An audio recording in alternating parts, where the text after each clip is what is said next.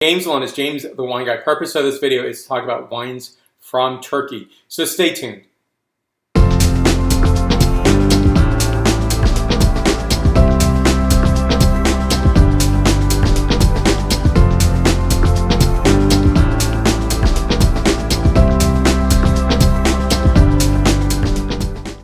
James Lund is James the Wine Guy. This video is about wines of Turkey, so stay tuned. So this is something I've been really wanting and desiring to have these off-premise at a wine retailer in San Francisco. Finally found them here 2014 December.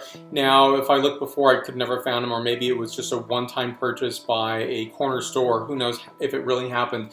But I would say this. Now you could have looked just a short period ago, say a decade ago, and never found these, not even on the on-premise off-premise situation, so restaurant or wine retailer, and you would have probably had a very hard time in the United States. Perhaps the only city that could have done this would have been New York City, possibly Chicago, and maybe LA, but I seriously doubt it would just have been New York, say a generation ago, that would have had these wines. Now, it is a really ancient producer and also new at the same time. Now, it is the fourth largest producer of table grapes, and by that extension, it's not necessarily the fourth largest producer of wine, but it does produce a small portion of the table grape production to wine grapes, and that means vitis vinifera. Now, I was reading a citation, and of course, if you look online right now, you look at Wikipedia, it's hinged on one person alone. That is Jancis Robinson, the Oxford Companion to Wine. So I think it's great to get a perspective of what's really happening. So you could look at Ataturk in 1925, who created the first commercial winery in Turkey. But you also have to look back and say, okay, well, wait a minute. You look towards Eastern Anatolia. I'll show you in a map the wine regions. There are 7 wine regions in Turkey. But you can look at this region and say, wait a minute, this is really close to the Caucasus. This is the Caucasus in the Eastern Anatolia region. And when you look at that, you know immediately that Republic of Georgia plays a part in this. And you look at the whole wine story of vitis vinifera, cultivated wine grapes, and you're going to note that this region did have this occurring. Now, I really look towards this person. Now, it's an excellent book if you're interested in the history of wine. So Ancient Wines, or Ancient Wine, and it's by Patrick McGovern. It's a fantastic book. You can see how much I like it. I dog-eared everything, or bookmarked everything, and I think it really gives a better perspective. Now, Jancis Robinson's book, now what I find that's not accurate here is it really relies on ampliography. So the Oxford Companion to Wine says there's about 600 to 1,200 indigenous grapes. Now, I'm not so sure that's true. It could be on the lower end, say 600.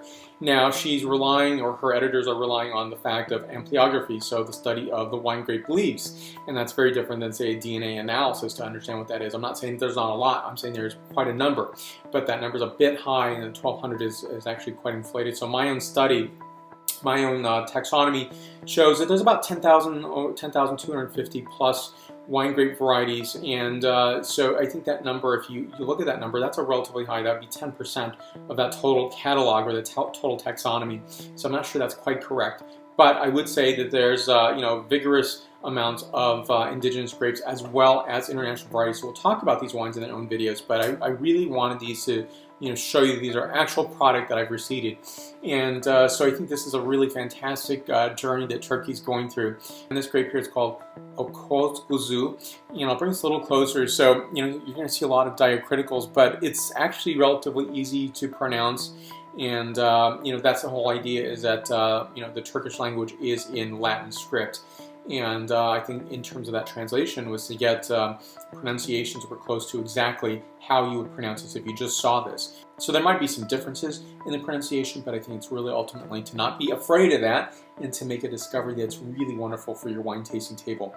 So on a map, I'm going to show you the wine regions of Turkey. It's really important to look at in terms of, these come from a very specific region of Turkey, and I think it's really good to get an idea. I think what I've always said about wine is that you can look east, west, north, or south of a known wine region, say Greece, and look, east rather, and you're going to see a wine region and, wonder what's happening there. And some fantastic wines are coming from Turkey, and one of my favorite Turkish restaurants here in San Francisco, Tuba, would be my place to get Turkish wine and great Turkish food as well. And so here are the wine regions. We'll start off with is this region here called Marmara, and that's in Istanbul. So you see the Black Sea region. Of course, it faces the Black Sea. The Mediterranean faces the Mediterranean region. Central Anatolia is a greater part of Turkey, as well as the southeastern Anatolia and eastern Anatolia. and also the Aegean, which is of course facing the Aegean Sea. And it's a great climate for wine grapes, and it's phenomenal in terms of. I think this is a great discovery for your table, and I'm going to do more wine videos. But I was really excited. I'm a kid in a candy store, the proverbial kid in a candy store when I saw these.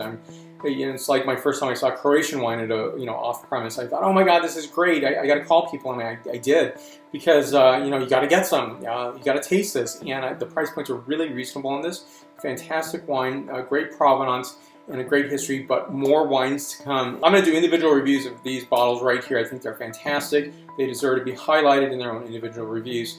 And so stay with me. I'm going to have more Turkish wines coming.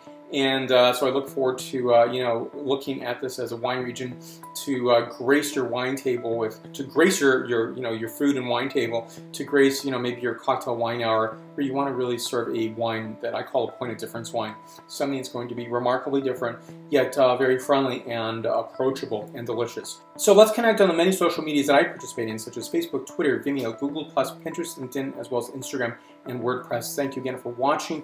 Let's stay connected. This year, 2014, has been an outstanding year. What I'm thinking, receiving wines on my table, such as wines from Turkey, Kingdom of Jordan, and a whole host of places that are near and far, and familiar and less familiar, and a great host of varieties. So thank you again for watching. Stay tuned for more. Salut.